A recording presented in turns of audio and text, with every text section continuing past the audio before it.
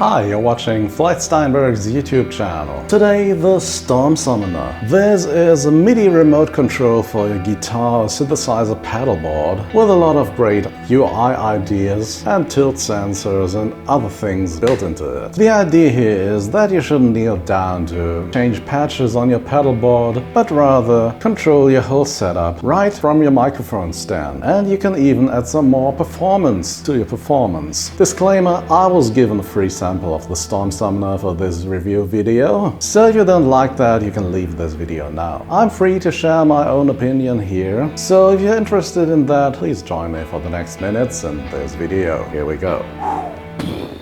The Storm Summoner solves a very specific problem. When performing live with a guitar pedalboard, managing patches and setting up effects can quickly become awkward. Kneeling down to change reverb sizes, adjust distortion and chorus pedals takes you and your audience out of the experience. Enter Storm Summoner, an open source device built and distributed by Canadian developer Pete Kabaragoya.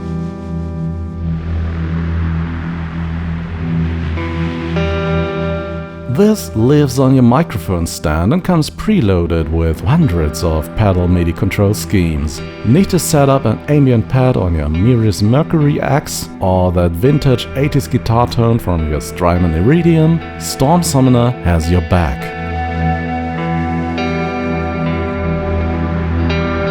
This is a beautiful device. It comes in a walnut enclosure and a leather carrying bag. The UI is an enameled artwork plate that has capacitive pads and buttons. The round screen is surrounded by a circular touchpad that can be used for entering numerical values by swiping. There are 4 freely assignable buttons that can trigger MIDI commands or UI actions, and that copper screw is a menu button. The Storm Summoner also has a shake, tilt and distance sensor, so playing theremin-like sounds is no problem. Connectivity is great as well. There's a controlled voltage input, an expression pedal input, MIDI out, USB-C for MIDI and power, MIDI in and a 9 volts power connector. For this to work, you obviously need guitar pedals with MIDI ports, like my Meris Mercury X here or the Strymon Iridium I already mentioned. A set of control schemes is called a scene on the Storm Summoner. You can easily switch and edit scenes on the device itself. Let's edit scene 1 and try all the controls the Storm Summoner has. The ring around the screen is divided into 8 pads. These can be used individually, but it's more fun to use them as a circular control for smoothly increasing or decreasing values. The ring can be assigned to send multiple controls, and then you can make one of the other buttons to walk through these controls. For example, I've mapped Program Change and Mix to the ring, and pressing the Omega button will switch between these 2 modes. Here's a demo using the Motor Synth and the Mercury X pedal.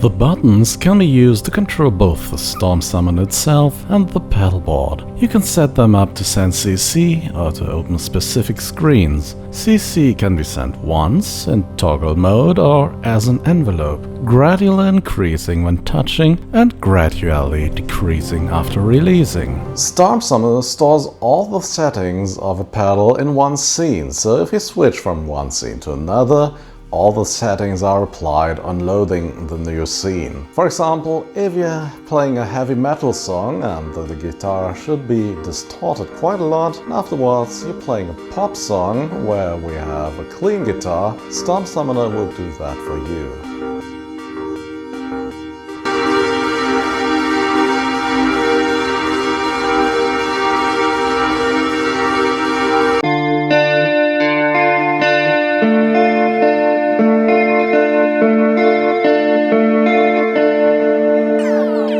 Here's the proximity sensor, once used for controlling delay time.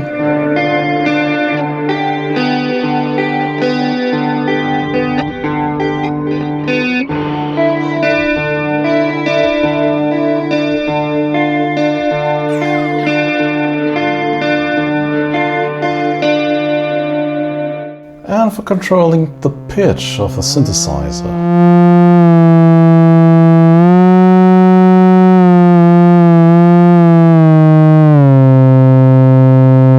Let's take a look at the tilt sensor and how to set it up. So hold down the button for a while, then select scene 1, which is active at the moment. Now you can scroll down all the way to tilt. Press this button again. Now you can enable the X and the Y axis. Both are enabled at the moment. And now we can set up the mode, which is control change at the moment. We can also send notes. LFO rate, LFO depth, pitch bend, tempo nudge, but yeah, let's use the control change. Now we can set up which control changes should be sent when we're tilting the device. What's great here is that you can not only change one control while tilting the device, but as many as you like. There's a long list here of parameters that will be changed when tilted, and you can set them up as you please. The name of these controls comes from the pedal definition you've loaded. Remember, I've loaded the Mercury X settings for this. On Storm Summoner's webpage, you can easily create your own definition using an AI tool. I'm going to use this not on the Mercury pedal now, but on MPC, because certain settings are much better to hear when used with the synthesizer or other effects than reverb. And here you can see the MIDI monitor on MPC, and I've assigned pitch bend to the vertical movement, so we can bend this like this. And also I've assigned note pitch to the proximity sensor.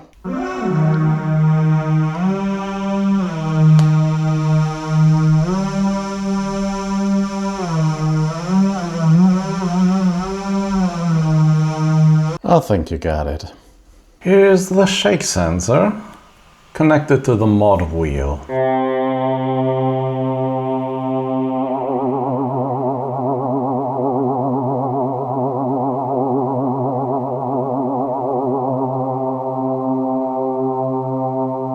And here's the ambient light sensor playing some notes.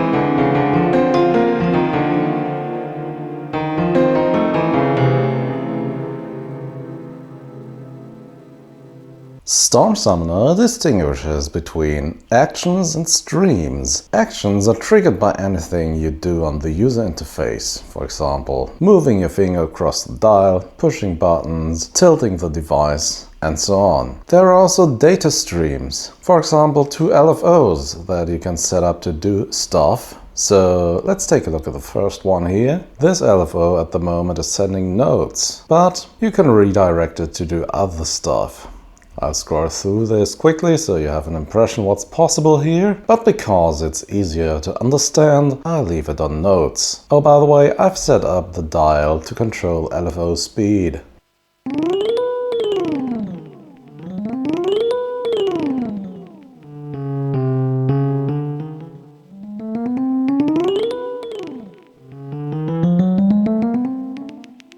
So LFO is very slow here.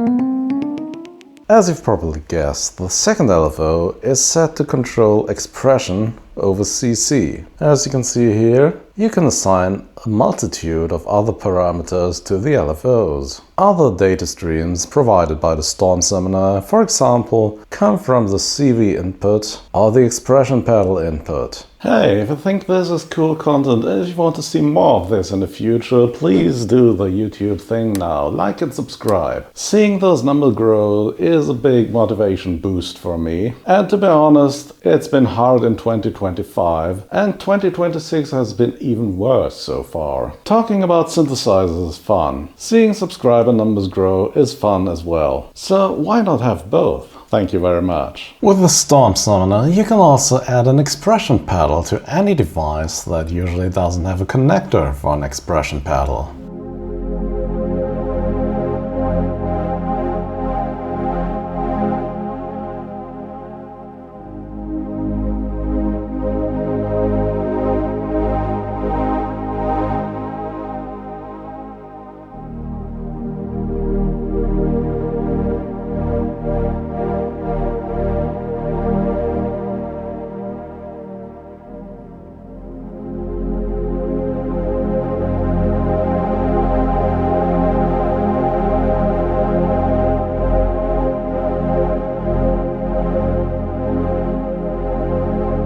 Okay, so I've mentioned the additional controls provided by the Storm Summoner and also the data streams, which are quite helpful with the LFOs and envelopes. But the icing on the cake is the event system built into this machine. This is called flagging here. So you can either raise a flag or lower a flag depending on certain events that happen while you use this. So imagine you've connected a foot pedal to the Storm Summoner and every time you push the pedal all the way down, you want a certain event to happen. For example, turning on a chorus or reverb effect or triggering a certain note. And that's the thing you can set up. There is an event listener. Listen to every time the user pushes the pedal all the way down. And then there's the event handler, which also is user definable. In this case, turn on the chorus effect. You can also do this on the hardware itself, but it's more comfortable to do so on the web page. And here's the result.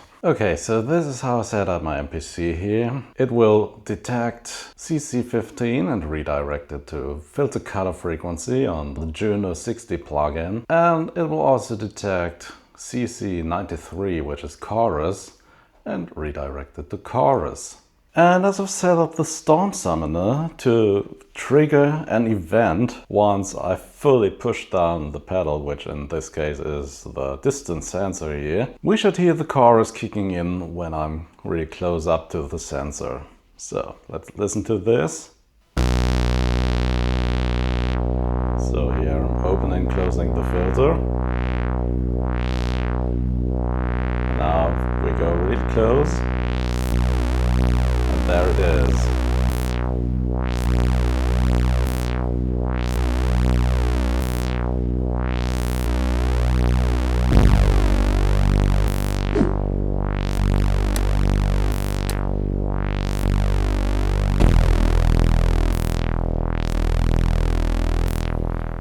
So the flag is raised when the modulation exceeds a MIDI value of 100 and the flag is lowered when it's below 100. So I hear the chorus kicking in when I'm really close to the proximity sensor here.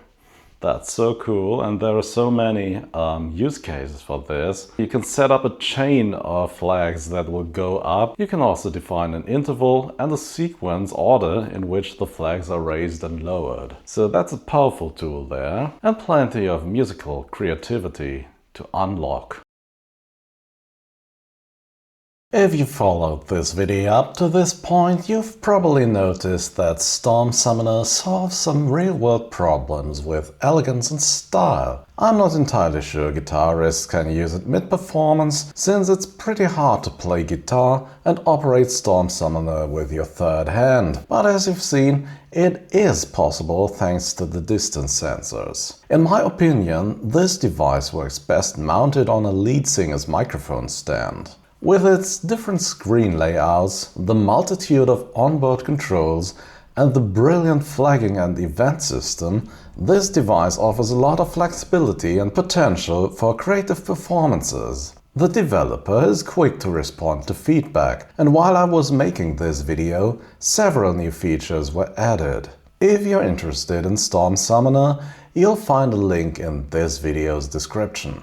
Yeah, and that's it for today. Storm Summoner, pedal, remote control. So if you think this was a good YouTube video, please do the YouTube thing and subscribe for more electronic music technology news or home music production in general. As usual, thanks for watching and see you again next week. Bye bye.